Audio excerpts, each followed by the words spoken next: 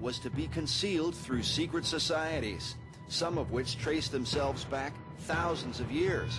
It was these same powers that Prime Minister Benjamin Disraeli warned were contending against the governments of the world.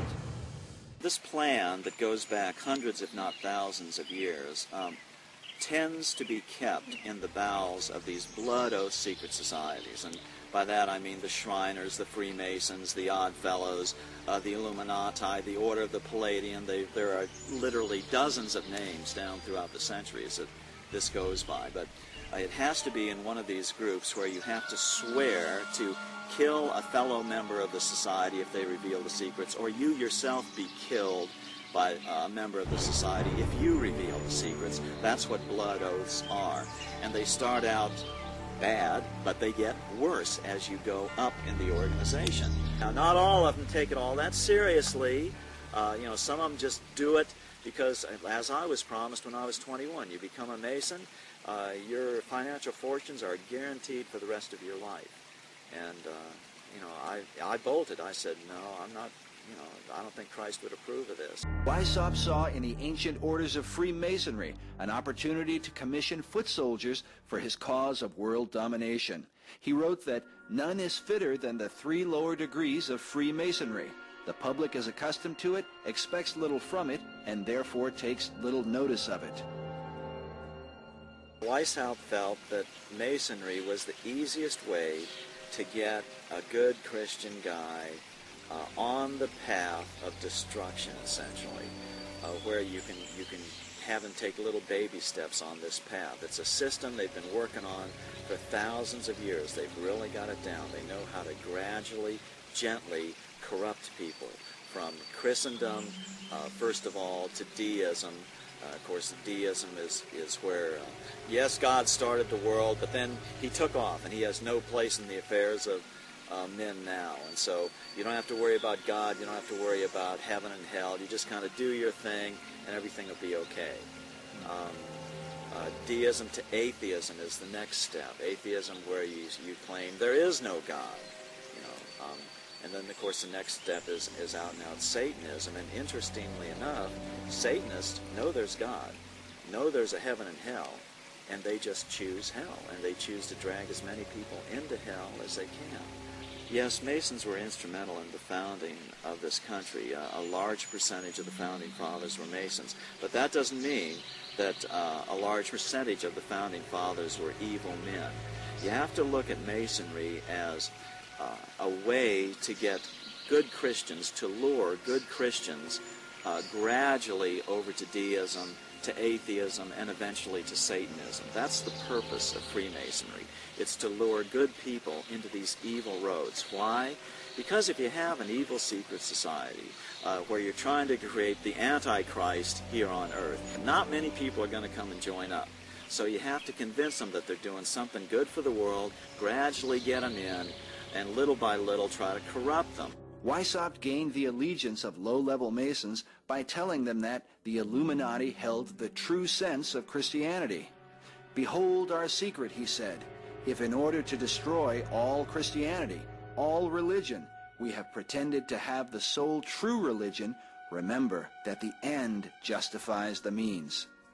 Because of this, some have argued that Weishaupt corrupted Freemasonry. He didn't have to corrupt Masonry. Masonry is a corruption skateboard ready-made for his purposes. There's no difference with what Weishaupt did. He just put a name to it and he got caught. That's the only difference. That whole system, this what do you want to call it? A sleigh ride into hell, descent into hell, has always been in existence.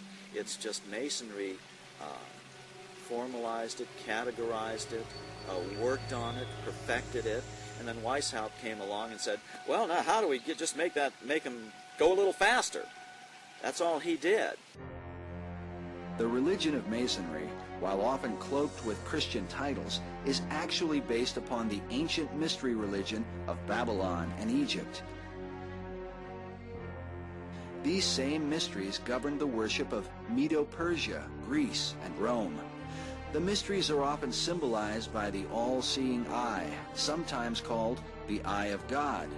But the God of Masonry is not the same as the God of the Bible. None was more adamant about this point than the man considered by many to be the most influential Mason of all time, Albert Pike.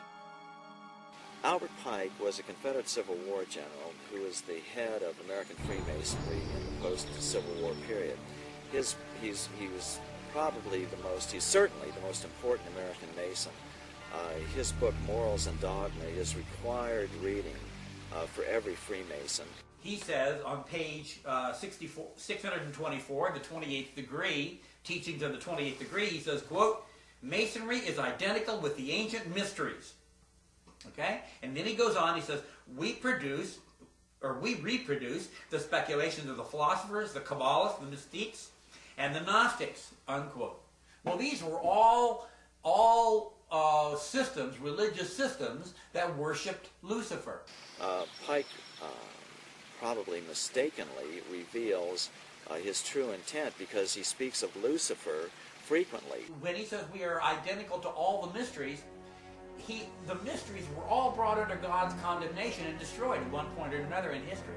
From the Babylonian mysteries to the Egyptian mysteries to the peoples living in the land of Canaan. When the major reason God destroyed them, He ordered them to be killed, man and woman and child, as they were all worshiping Satan.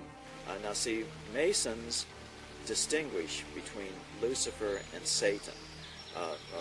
Masons believe that Lucifer is the light bearer, the good God, and that the Christian God is called Adonai, the evil God. They use as their justification that if the Christian God was a good God, then there wouldn't be this Garden of Eden problem where because you ate of the apple, now you have to suffer and you have to, the sweat of your brow, you have to make your living.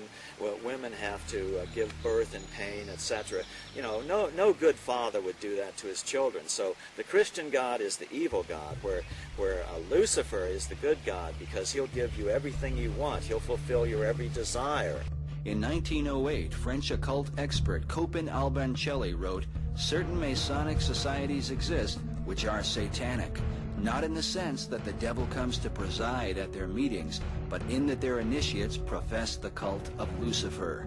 They adore him as the true God, and they are animated by an implacable hatred against the Christian God whom they declare to be an impostor."